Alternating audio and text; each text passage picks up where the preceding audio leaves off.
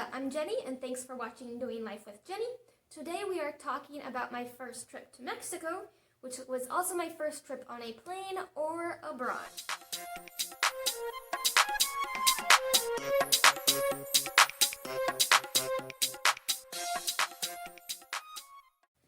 My first trip to Mexico was to Oaxaca.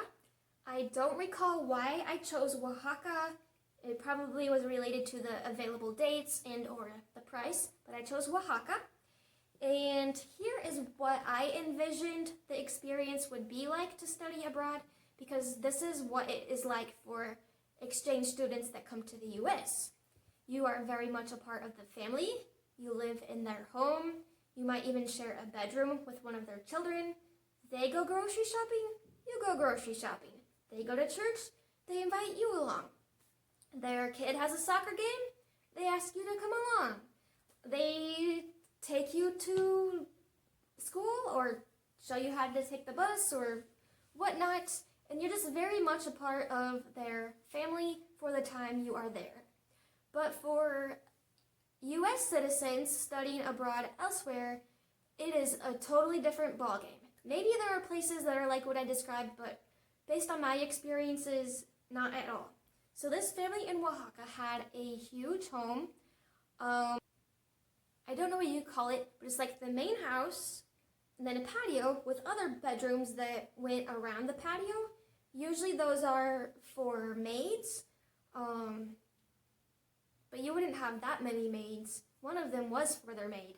But anyway, those extra bedrooms that went around the patio that were separate from the main house, those were for their exchange students, because they kind of made a business out of it.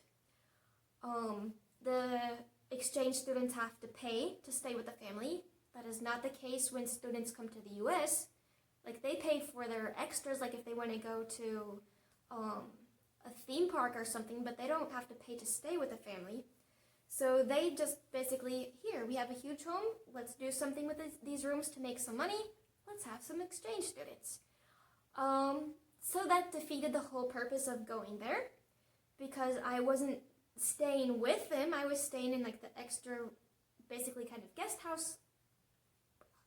I need to figure out what this is called. But yeah, I wasn't staying in the main house with them.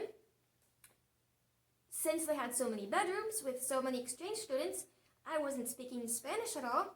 I was speaking English with a girl from Holland the whole time. And just as soon as I got there, I'm like, this is not what I signed up for. Why am I going to come to Mexico to speak English with foreigners?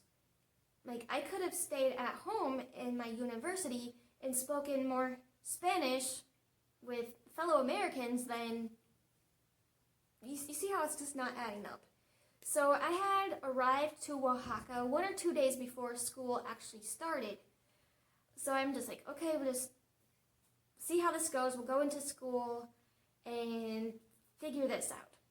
So by the time school rolls around, I'm like, I just can't do it. I can't waste my money on this experience because there is no experience.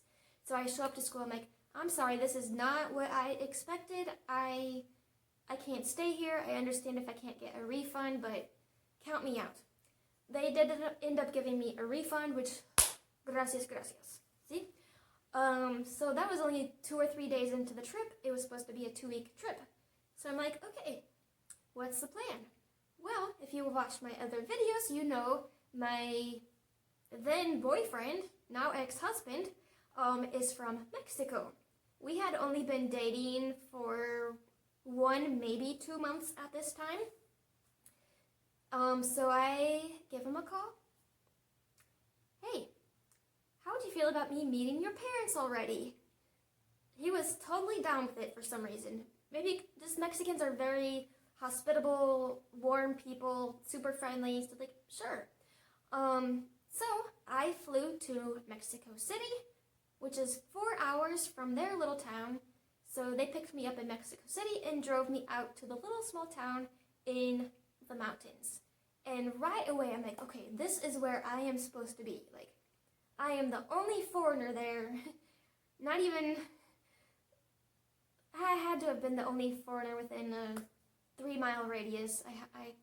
I just don't see how there could be any other foreigners out there unless they were married to a Mexican as well. But I was there like learning how to cook with his mom and seeing how his dad runs his workshop and hanging out with his siblings, them showing me around the town and learning how to take the little combis, like a little bus, into town. And it was just amazing. It is truly what I expected. I was helping his mom out at her restaurant and just hanging out there all day. It's just the perfect experience, and I learned so much in even just 1 hour there compared to 2 or 3 days in Oaxaca. And for that I am forever ever grateful.